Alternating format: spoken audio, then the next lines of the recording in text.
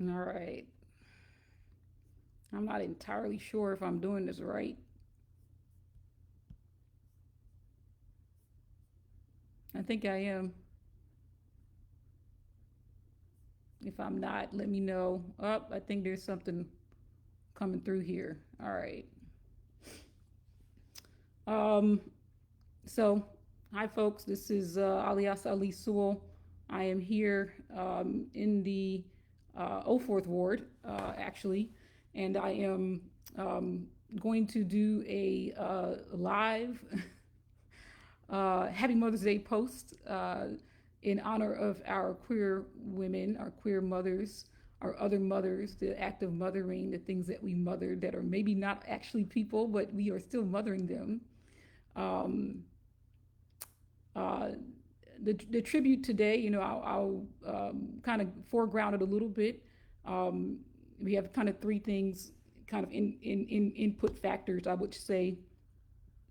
The first one is that we are going into our last season, so to speak, of the National LGBTQ plus Women's Community Survey, and it's Mother's Day, right? So I'm like, okay, what better way to talk about this survey, to talk about the ways in which women have mothered me, queer women have mothered me, and the kinds of mothers that are really fundamental to bringing together and understanding the lives of women who partner with women.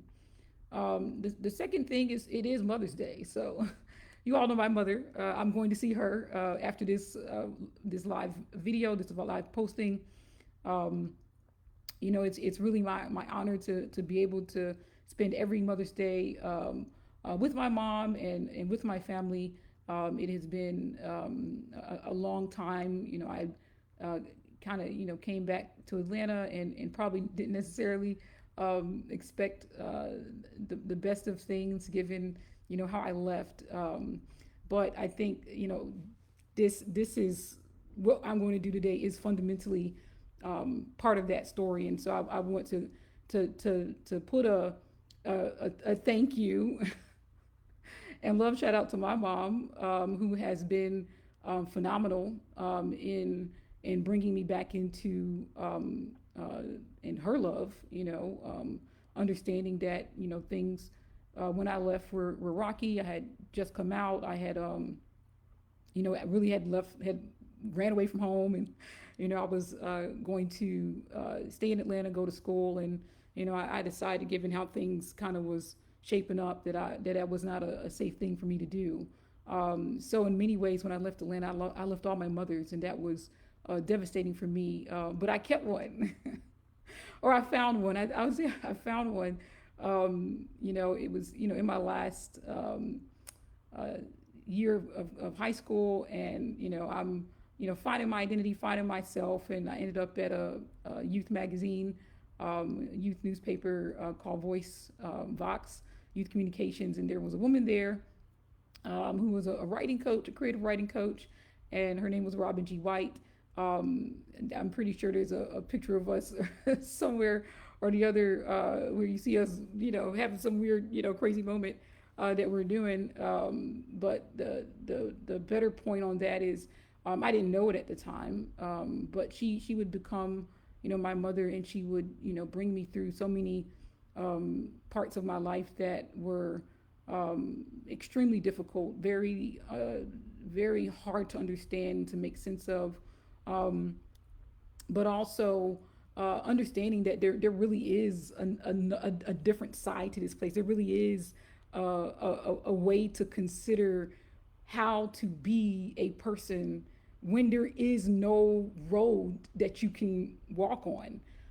And I believe Robin, from the very minute I met her, she demonstrated that in action and form, on how to be not just your own person, but how to live every day as if you have another one. And that's really hard to do for queer youth, for folks who are coming out, for people who come from places that are not necessarily welcoming on how you spend your time. And so, with the people you love and the people you want to love, That's the setup for today. But I want to make it clear. Happy Mother's Day, Robin. I appreciate you for all that you have done. And what I know is, and it's going to be the beginning of, the rest of this Facebook Live conversation.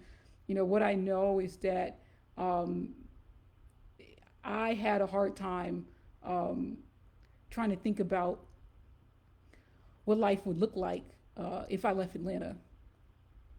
And I had a really hard time thinking about what it looks like when I came back.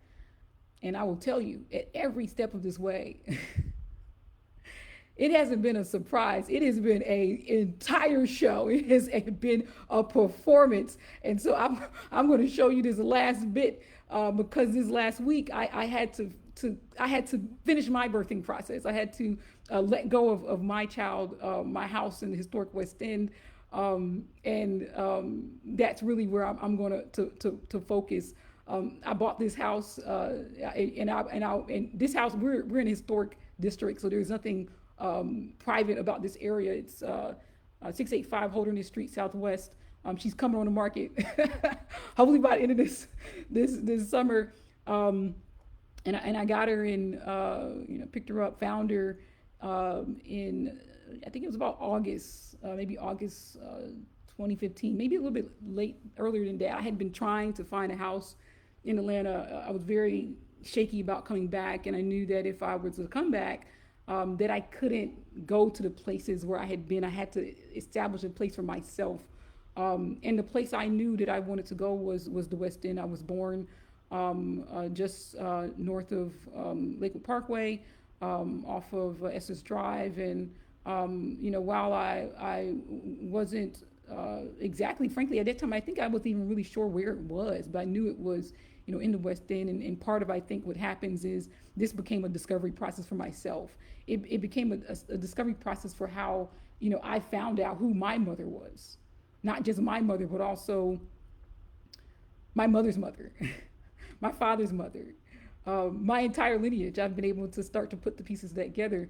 But I couldn't move in. I had been looking for a place for about a year, and we had went through many, many different houses. And either, we actually found my childhood home actually was on the market that year in 2015, and I almost bought it. But the testament is that today, we were going through the inspection, and we found that the concrete foundation was cracked. And so, I'm a mere half a year or year and a half out of graduate school. I have tons of student debt. I have, postdoc salary. You're not going to fix that in one fell swoop. So I had to keep looking, and I ended up finding a neighborhood, the historic West End, that was on the Beltline. It was not anywhere near gentrification. The block that I bought in was, half of the block was empty or boarded up, there was clear evidence of, behavior, hot blocks, if you want to call it. And so it wasn't easy to make that yes, but I found this house, and it's a post-war bungalow. It was born in 1946. And what folks had done, they made it super. It was small, maybe two 1-bedroom, and they made huge. And I walked in there, I was like, this is the house, let's go. And what I didn't kind of get at that time, that it was a corner house. It was both the weakest and the strongest part of that street, and really that, I would say, that part of the neighborhood. It was perhaps maybe a fifth of a mile from Mark Zero of the Beltline, and there was nothing out there at that time. There was no businesses out there. You had your regular folks on the street, and now it is 2022. There are tons of breweries. There's, I'm probably 2 blocks from Boggs, and all these places have popped up. And the neighborhood is completely different, and many of the people that were there when I moved in are not there anymore. And a lot of folks who bought when I was there, they're leaving now. And I hate to say that I'm going to be another one, but it's not. But what I'm hoping is that I left her. No, I don't hope that. I know that I'm leaving her healthier than then I received her. So I'll get into it. So I bought a house in 2015, and I couldn't move in, and so I went to the one person. I went to the one person I trusted to take care of the house, who was looking for a place as well. And it's Robin. I call her Robin. I say, hey man, Robin, I got this house, and listen, I get it. That it's a lot of house, and it's maybe not in the best of conditions, but could you sit it well before I come back, while I'm away. I wasn't necessarily sure I was coming back or how long I'd be gone. um, but what we did know, when I walked in the house, it was, I don't know, I find beauty in, perhaps broken things. I don't know what it is, but um, we knew she had problems. We saw the hardwood that they painted over, really, and kind of pieced together, and the sinking of the kitchen. You can smell the oldness of the house. The yard was a mosquito pool. It was like walking into a swamp, and I understand swamps, going to the University of Florida. I get it. If there's a swamp, there's water somewhere, and you can't really see where the water is. So I might say that from the minute I got the house, I was always trying to find a leak, and I honestly tell you, I found one. I closed on the house, and all the drama is not too much important on it, but within perhaps two months, Robin calls me up. Hey, I think we got a leak. And it's messing up my clothes in the closet. I'm like, oh man, I done put Robin in this house. You listen, man. You said you're gonna take care of your mom. You don't want to put her in a sick house. You want to put her in a house that's messed up. And I put Robin in a bad house, and I didn't know I was doing it. And so I feel from this day, and every day before this, I felt completely guilty about that, because we had finally figured out what was wrong with the house and why she's been so sick, and we now know how to fix her, and we're in the process of doing that. It's going to take, a couple, maybe a couple more weeks to pull her back from frankly her death. Honestly. But I started to fix her, and I called in the company, Mr. Roofer of Atlanta, and they came out, and they looked at the situation, and they said this and they said that, and I called another company, and they said this and they said that, and in the end, someone said, you know what, I mean, you just kind of need to, pull off the bad shingles and kind of put some other shingles on, and then we'll put it together, and we'll slice it together. But they did a repair job, essentially. And I would say that from that minute, it shouldn't have been a repair job. It should have been a replace job. They should have literally took the roof off, and they should have put new decking on, and they should have put a new roof, a new shingles, but they didn't. And I didn't understand that anything about older houses at that time. But we would find out, 6.5 years, that it was the roof the whole time. There's not a leak in that house. The insurance company actually denied my claim. I of course don't know anything is loss of use due to mold. They were never gonna to buy that one, but I just didn't know. I wanted to speak exactly. I can't be in this house no more, because I believe there's mold in it, and I found some evidence of mold, and I can't stay here anymore. Some wrong with me and some wrong with the house, and together it's just not a good look. That was in December, and in this last 2 weeks, we found that same roof that we had repaired, in 2015, was still sick, and it was sicker than it was before. It was really, the roof was structurally damaged, and it was structurally compromising the entire house. Now I'm going to give you 2 points, just kind of a reset. One, I replaced the roof. Or I thought I replaced the roof. What I did was I put new shingles on the roof, and then we found some bad boards, and we took the boards out, we put new boards in, or I was told, and so I called back the same company, Mr. Roofer, like, hey, come on, and I mean, you can't go too far into these companies, because you're like, I just want to see, there was roof problem then it's probably new problem, right? Well, I did that, very early in February.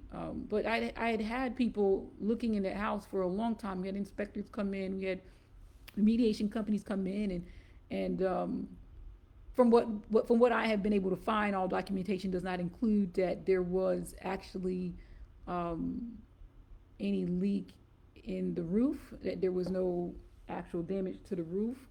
Um, so we were quite surprised, number one, when, frankly, the first inspection we did before I tried to start fixing a problem that the insurance company had identified, which was likely groundwater flooding due to there was a corner that had some wood rot on the door.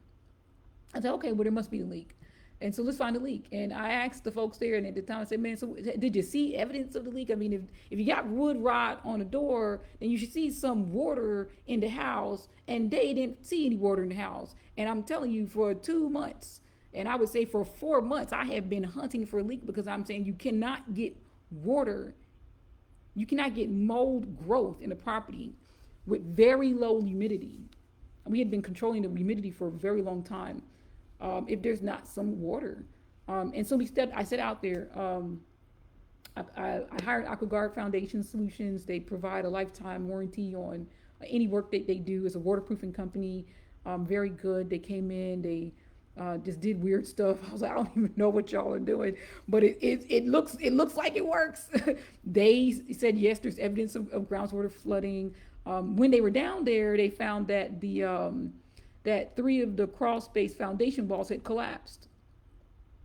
And I remember looking at this picture, and you could see, rattles, and you can see toy cars, and you can see a kind of squeezy kind of toys inside the cracks of the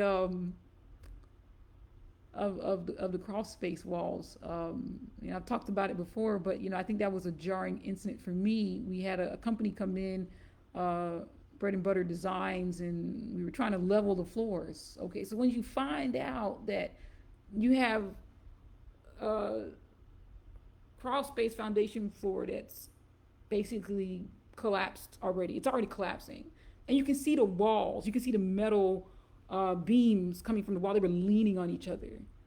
All right, this is we didn't find this until March. All right, so we said, okay, it's not a problem. We will go ahead. I'm telling you, we're just wet, just one at a time. In Bread and Butter, they got the floor completely leveled out. I mean, you walk in this house, you're not leaning anymore. There's no cracks. It's just straight, boom, right across the street. I'm in the house with my mom and dad, and we are climbing through the over and over the floor joists. Is wild, and it's me going down into this crawl space to see, but what's down there? When I'm like, wait a minute, something's wrong here, and we had not fixed one problem, which we found out it's not just the left side of the house that was leaning; it was also the right side. So essentially, there was like this hill, and it happened right in the dining room area, right over this impacted place. And on the right side that we hadn't got to, and I might be doing my numbers wrong, because for me, when I see the screen, I'm thinking left side, and this is right side. So whatever this right side is, I'm talking about from the front to the from the front of the house looking on, from the street looking onto the front of the house. It was leaning too, and this was the original house. And what had happened, what we've been able to do was that when they took the original house, which was about maybe 1,100 square feet, and they pulled in the deck to the house, when they closed up the window, it was a 2-panel window, and I'm not using all the right language, so just kind of bear with me on this one. But when they closed up the window, they didn't really reinforce, or there was something that happened on that corner between, like, basically the house and the yard. So when they rebuilt another roof over, so the house has 3 roofs. It was one roof, original roof, and the pitch had started to cave. It started to cave where this concrete wall was collapsing. But there was a whole nother roof on top of it, and we mostly can never see that roof. But the pictures that I had seen of that roof, it looked fine. But we got a picture that came in early April where it did not look fine. It looked horrible. It looked disease. It was pure wood rot, and it was mold crawling up this. And I'm like, Why ain't nobody ever seen? There's no way there's no way I could have not seen this, because I have been walking through this house and I've had exposure to black mold. That same place that they supposedly found the wood rot that was leaking into the roof, there was actually black mold at the ceiling, which is the first indicator for us that we should actually look up. And I remember this whole time, Robin would be telling me, in September 15th, she was passing out. She couldn't really breathe and stuff, and so I really, we kind of let her move to a safer place in the neighborhood, and I started trying to fix this house, and um, it's 6 years later, and the mold that we remediated, 6 years ago, is not just there; it's like worse, but it's in the roof. I have a new roof, but you look up at the deck, and I'm not sure why you would ever put shingles on there.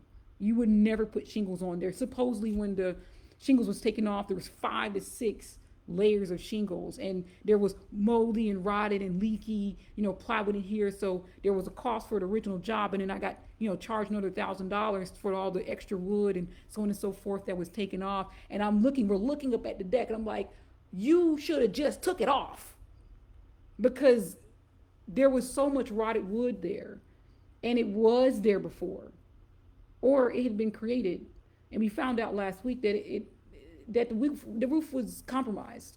Not just the decking, but the shingles themselves. It was a small storm. It wasn't even a huge storm. A small storm comes in there, and it happened to be that I had already found some problems, and so I had reported a second claim to the insurance company saying that we have storm damage. And when the adjuster when the adjuster comes out, you see the shingles flapping in the wind, and there are parts of the pitches that the material is too long or too short. And the adjuster comes, he says, why did they not take off the decking? And I'm gonna tell you in a short script, if it's 2015 or 16 or 17 or 18 or 19 or 20, you could not get any money from this bank to do almost anything, much less replace a roof and put waterproof a crawl space and level out the floors and all. I mean, these are hundreds of thousands of dollars. But now you have houses in that neighborhood that are being listed for $750 and selling for $900,000. When this is a neighborhood where half of it was boarded up. I mean, so you have in 6 years, you go from probably at the very beginnings of gentrification to we have arrived. People feel safe now. You got babies and older people and strollers and all kinds of foot activity, and you have a weak corner, because I left the corner, and when I moved to the corner, I was told that people were running my yard. It was like, people run your yard all the time. They run the yard.